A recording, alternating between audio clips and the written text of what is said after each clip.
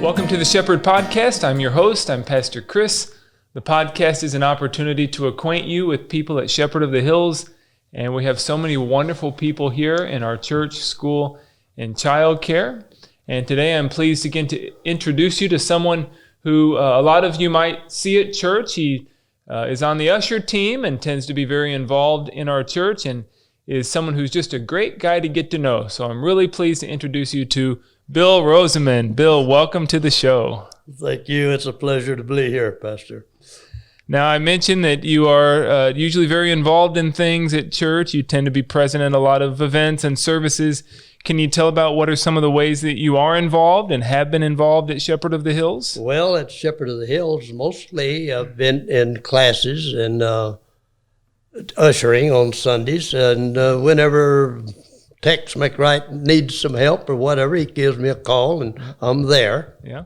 And I was baptized in the Lutheran church by Pastor Chuck DeHaven in New Braunfels, Texas, at St. Paul Lutheran Church in 1973 or 74 at 46 years old. Oh, you were baptized in the Lutheran Church at 46 years old. Yeah, I was grew up in the Baptist church. So how did you end up in the Lutheran Church? Married Trudy. All right.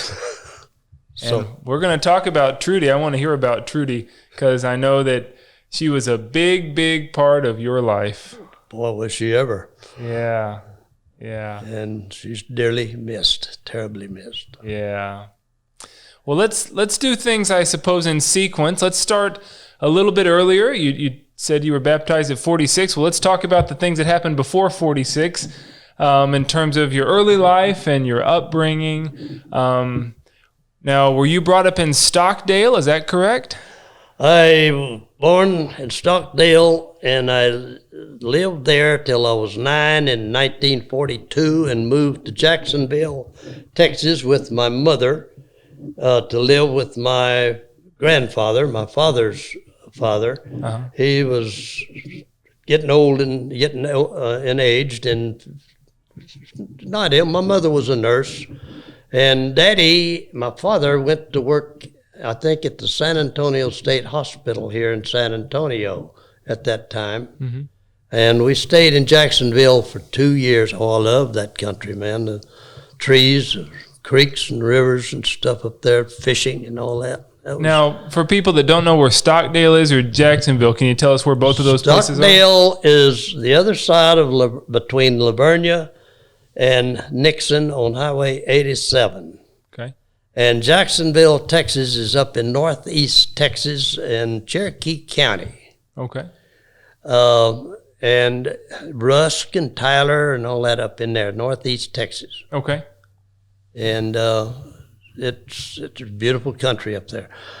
Started school, when I went to go to school there, Mother went with me to check me into the school, and she said, Robert William. I didn't know my name was Robert William. I didn't know it was anything other than Bill. Oh, really? Until I went up there and she said, Robert William, who's that? Oh, surprise. Yeah.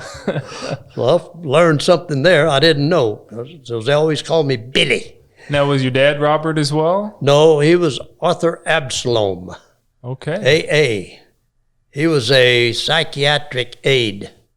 Okay. And when he went to work at the San Antonio State Hospital, that was a mental institution, he was the assistant supervisor on the men's wards. And he had the management of a ward there in San Antonio. And then 2 years, I stayed in Jacksonville with my mother for 2 years. And some reason or other, we moved back to San Antonio. We moved into San Antonio, And Mother went to work at the clinic over at the San Antonio State Hospital. She was a nurse, and she helped with operations and all that stuff over there. And I don't want to say anything about what I heard about some of the operations. But anyhow, I couldn't live with my mother and father at that time. They were living on the campus there in one of the buildings. and I couldn't live there. So for the next 5 years, I was living with other people surrounding there. They'd go find someone that would take me, and they would pay them rent and help keep for me. So for the next 5 years, I was more or less by myself. Really? Did you have brothers and sisters? I had one brother, half brother. He was 12, 14 years older than me. I didn't even know him that well. Really? So he was already up and gone in the military. World War II. He went. They drafted him into the Navy, and he was stationed at Pearl Harbor. Now this was after the attack, and he stayed there for the duration of the war. Wow, that was your half brother. That was my half brother, yes. And then you said for 5 years you were staying with different people because your parents. 3 different homes there. Okay.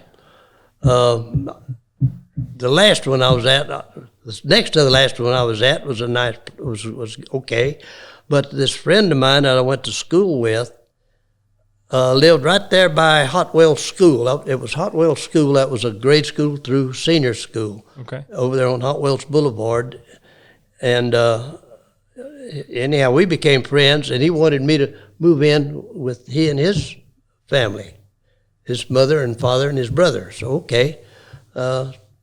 And his mother worked at the state hospital as a dietitian, and got together with my mother, and they brought me up to his place. So I stayed there for the last couple of years with that family. And then Hotwells went to cut high school out, 8th grade and lower, and renamed it to Canal Middle School. Okay. Canal was the principal of that school. He always run around with a ruler in his hand everywhere. So he was the principal, and the school was named after him too? Then the school was named after him, yes. Okay. They dropped the Hotwell School and named it Canal School. Okay. Yeah. And when they did that, Mom and Daddy bought a house over in the Collins Garden area over off Nagalitas. And that was in the Burbank district, so I transferred from Hotwells to Burbank. I wish I hadn't bought a house, because I could have, because they kept the 9th grade on until they had graduated. Okay. And I could have stayed with them, but I guess they just wanted a house and get me. Okay, went to Burbank. So you went to live with your parents again at that point? I went to live with my parents for the next 2 years. Okay. I was going into the 9th grade in 1949. I finished, my daddy died in 1950 of December. He was 55 years old.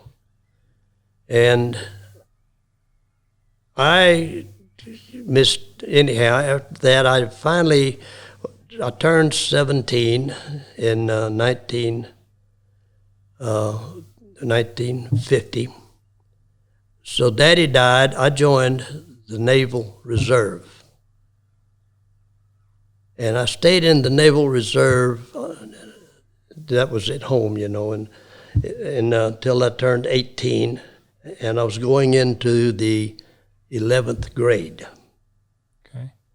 And I quit and joined the regular Navy. Went to Korea, and in October of 1951, I was in Korea with my ship. Really? Now, about your dad, had your dad been ill? Not really, no. Hadn't noticed him being ill at all. Noticed at Christmas he wasn't feeling too good. It was December the 28th when he died. Okay. His birthday was December the 22nd. And had Christmas, and then the 28th he passed away. Oh. And he was only 55 years old at that time. That must have been so hard for you and for your mom. Both of us, yes. Yeah. And anyhow, when I joined the Navy, I went to boot camp and got out and joined my ship in Yokosuka, Japan in early October.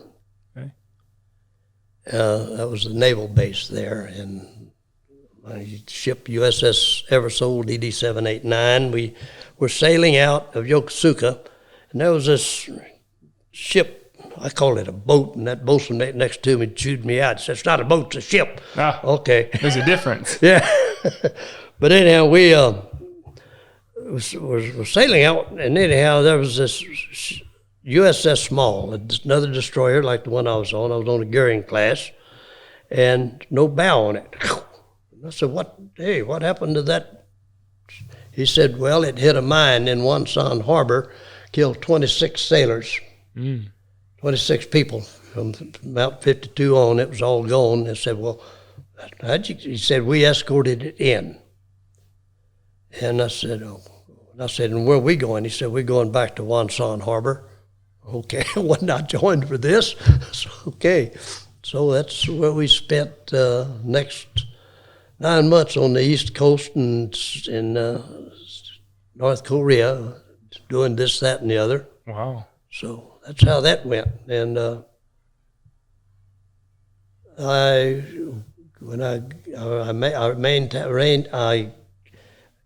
gained the rank of second-class gunner's mate because the reason I became a gunner's mate, I didn't want anything to do below decks. Uh-huh.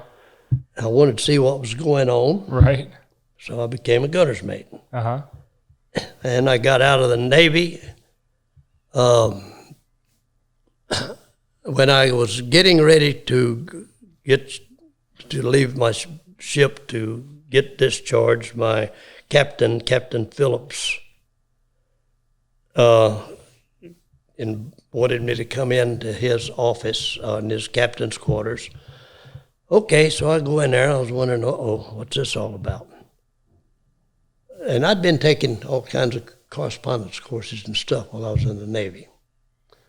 And anyhow, Captain Phillips set me down. He said, Robert, I want you to retire. I said, no, excuse me. I want you to ship over. He said, I'm going to recommend you for nuclear sub-school. Wow. That was quite an honor, I'll tell you. Yeah. At that time. That was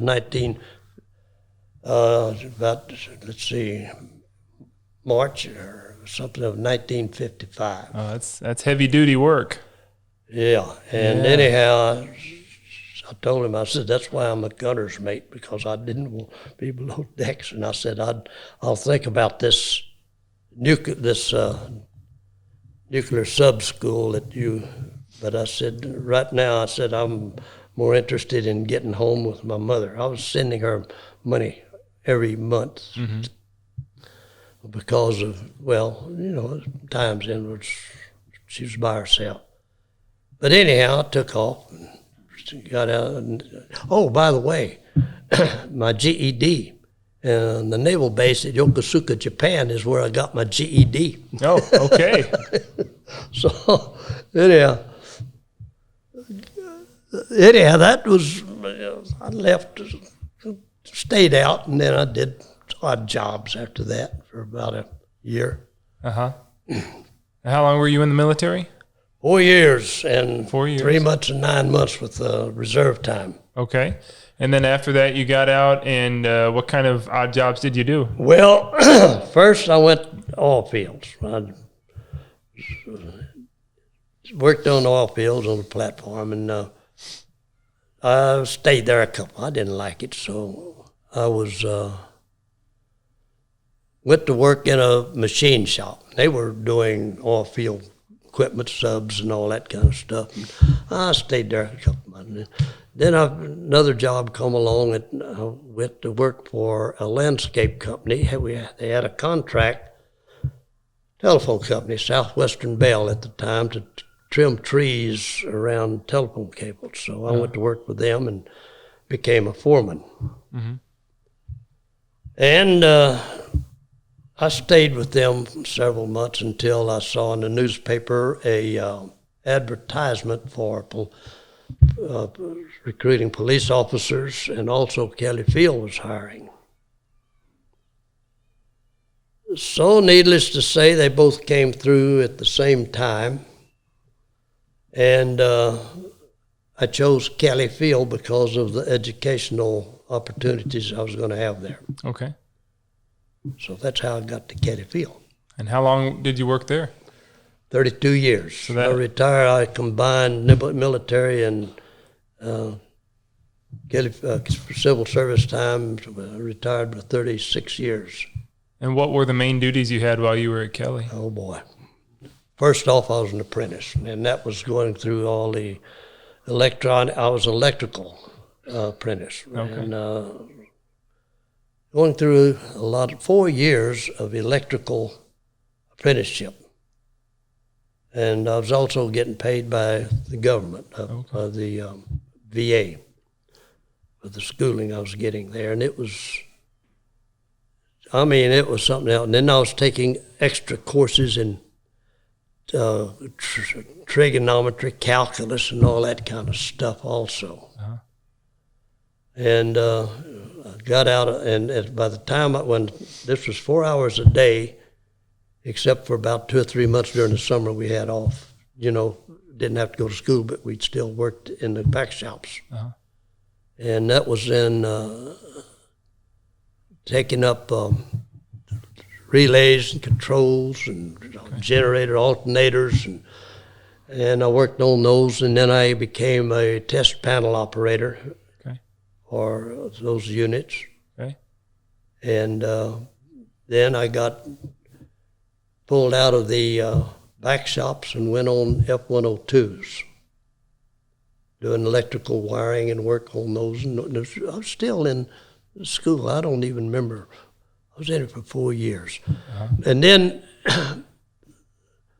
I went into the big hangar over there, Building 375, where at that time it was B-37s, B-47s, B-47 bombers. That was the plane prior to B-52s. Right.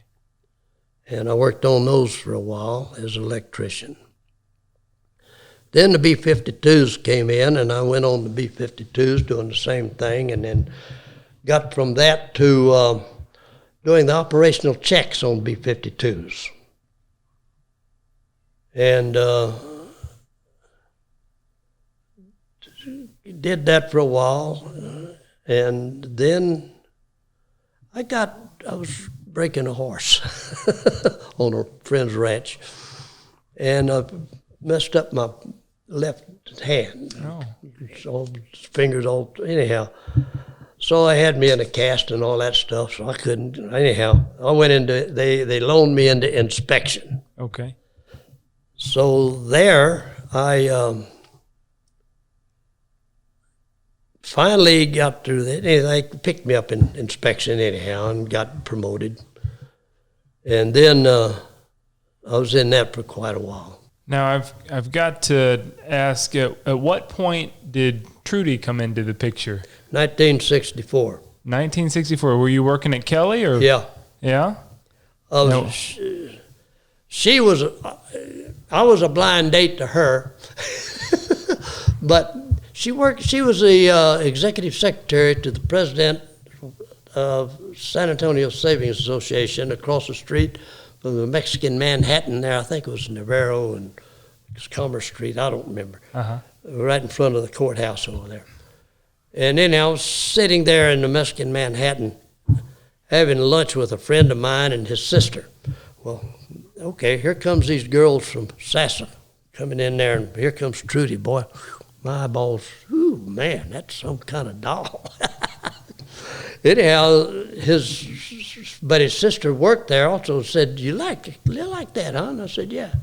Said, you want a date? I said, sure, why not?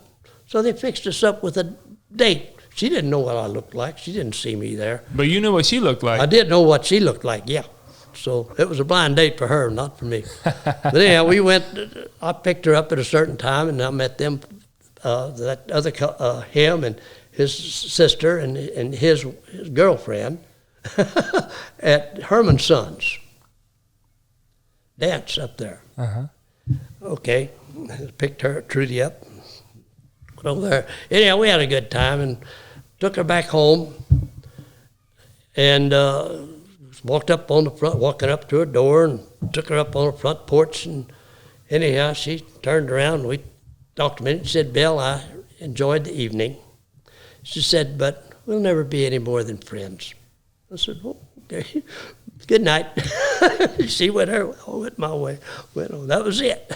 And we started running into each other at dances about 3 or 4 months later, after a rodeo or so. I used to rodeo. Okay. And after a show or something other, while boys and I, friends of mine, would go to a dance, and she might be there. And I started dancing with her, and she remembered me. But it was only just going to be a friendship. It was going to only be a friendship. Okay. Yeah. Boy, did I fool her. Yeah. So how did we get beyond just being a friendship?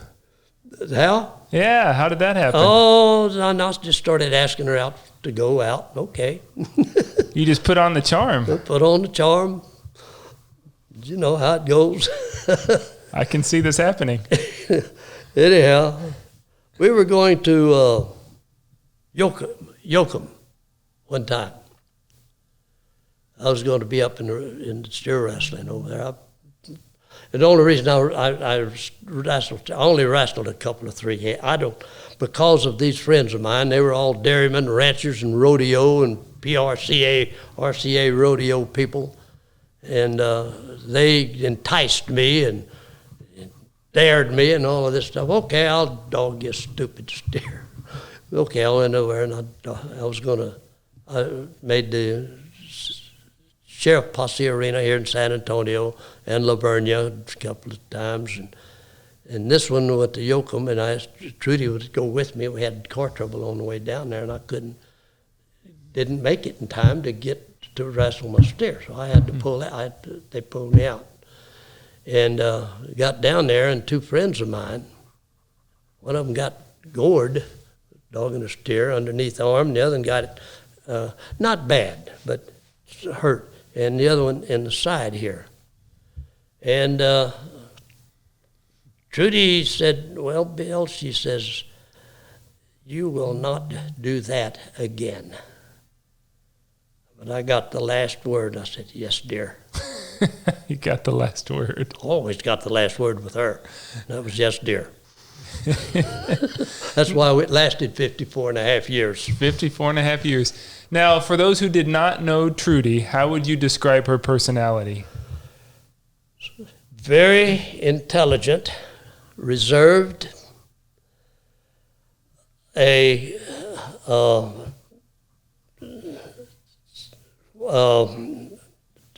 sense of humor, very, very intelligent. She really undermarried herself when she married me. Oh, I don't know about that. I thought you were a pretty good match. She, I tell you, her bosses, McAllister's, the Sassa, and the Beckers at Fox Photo when she worked there, they all said, both of them would say, they could just leave and leave it to Trudy because she could run the whole outfit. Yeah. And she even helped 2 organizations, a oil company in Luling, set up their office, designed it for them so it would be efficient, and their computer system, and also a fish food outfit over at Universal City, went over there and helped them get their computer system set up. And I had to go to SAC and go get some of those computer courses, so I couldn't keep up with her. That's all there was to it. But anyhow, she had a dry sense of humor. One time, Don Becker, he was the CEO of Fox Photo, came in to Trudy. She had written a letter. Anyhow, and she'd given it to him to approve and sign it, and so he'd get him. Anyhow, he came in there laughing. He said, I got you. She looked up at him, what are you talking about? You know, well, and he's the one that told me this. Okay. He said, they were talking about building sites. And he said, you spelled it C-I-T-E instead of S-I-T-E.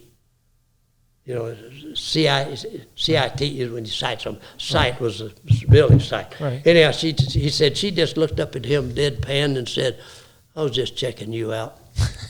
So that went all over all over the building over there. And, wow. Anyhow, that was She had a great sense of humor, and that made you guys such a good match because you have a great sense of humor too. Yeah. He said 54 and a half years, right? Pardon? 54 and a half years. Yeah. What year was it that Trudy passed? 2018. Yeah. She, wait a minute. Oh, okay. I got it right now. September the 17th of 2018, she passed. Yeah. The 17th of September, she passed in 2018. Yeah. That's when she passed. Boy, brain is... You guys had a very special relationship. Yes, very special. Then she had dementia. Yeah, that was hard. Before, that's part of the reason she passed. She really lost a lot, and I had to do practically everything for her for the last year or so, I guess. Yeah. She was a wonderful lady, I tell you. She was very special. Very special. Very special. Well, Bill, I want to think about, that would be certainly a challenge in your life was when Trudy had dementia at the end, helping her with that. And I know life was filled with other challenges, like in your early years when you were having to live with different people apart from your parents. So you've had some challenges in life, and I wanted to ask you from a faith perspective, how has your faith in the Lord helped you with challenges in your life? Well, if it hadn't have been for the Lord, I prayed every day. One thing I pray every day about is that when I am with someone and I'm talking to them, that if they have a problem or something or other, if there's any way I can help the Lord to help me say the right thing to help this person. And that's been one of my prayers. I'm going to go back to Kelly Field one time. November the 21st of 1963, President John F. Kennedy landed. We all went out there. 21 hours later, in Dallas, Texas, he got assassinated. Oh, wow. So you saw him when he was in San Antonio? The day before he was assassinated. Wow, that was historic. He toured Kelly. Wow. I'm sorry, I had to go back. It just popped into my mind. Well, that's a fascinating part of history. Yes. Yeah. But anyhow,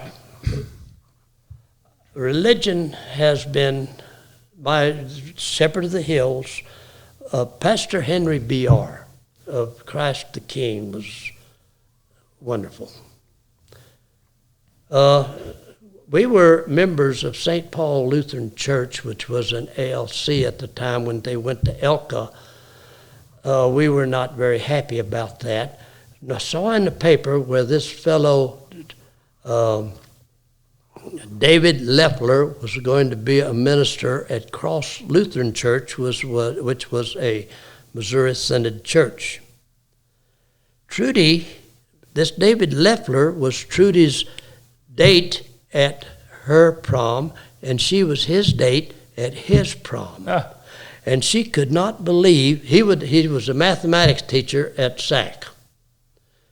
But she could not believe that he could become a minister the way he acted in church and the way he was. But we got in touch with him and invited him to dinner. A place there in Greene, just north of New Braunfels. I lived in New Braunfels at the time. And anyhow, we became very good friends about every Friday night. We'd go fishing, fished all night long. We became good friends, but she couldn't believe he'd become a minister. And during that time in Kelly Field in 1965, I bought my place in Comal County, and I had horses, took a couple of horses. Trudy had to have a horse, had to have her saddle special made. Yeah. She was a good horsewoman. Wow. And we had a friend that worked that had a ranch at Bastrop. Well, he was a manager of the ranch at Bastrop, running them ranch there, and I worked with him on that ranch. and was roping calves and stuff so we could work on them. And also the company in Houston bought that ranch. It was over 7,000 acres, had about 7 miles of Colorado River front, and man, had a lot of fun around that place. I bet. Anyhow, he bought a ranch. After that was sold, he bought a ranch below Kerrville. 2,000 acres there. It had exotic game on it, and elk, black bucks, sika, axis, deer, turkey, and native, and whitetail. And anyhow, it had a lot of fun on that ranch too. We worked cattle quite a bit, and he'd help me with mine. So it was a good life. You've done a lot of things in your life, haven't you? I have done a lot of things. A lot of things I'm not going to talk about. Okay, all right. We'll talk about those off camera. No. You mean I'm on camera? Surprise. Well, Bill, thank you for this conversation. It's been really great to be able to review some of the things in your life, from your marriage to your work, your military service, your upbringing, and the things that you did with steer and horses, and you've done a lot. Well, I did a lot of that when I was younger, working on farm with my uncle, watermelons and peanuts and corn. And the peanuts, I was the one that did the doodling. I'd take the peanut hay and throw it in a hay baler. And watermelons. Yeah. That was before we moved to Jacksonville. Yeah. But I've had quite a life, I tell you. Yes, you have. And I know people will continue to see you around services. You're one of the first people they'll see sometimes if you're ushering at the service. So, and you are just so great about bringing a joyful spirit wherever you are. So I thank you so much for this conversation. It's been a joy visiting with you. It's always a joy to visit with you. But thank you. But this has been great. Thank you. And thank you so much for watching and listening. I know you enjoyed learning about Bill's life. And if you see him at church, be sure to tell him hi and let him know that you enjoyed watching the podcast today. And until next time, may the Lord grant you safety and good health and great joy. The peace of the Lord be with you today.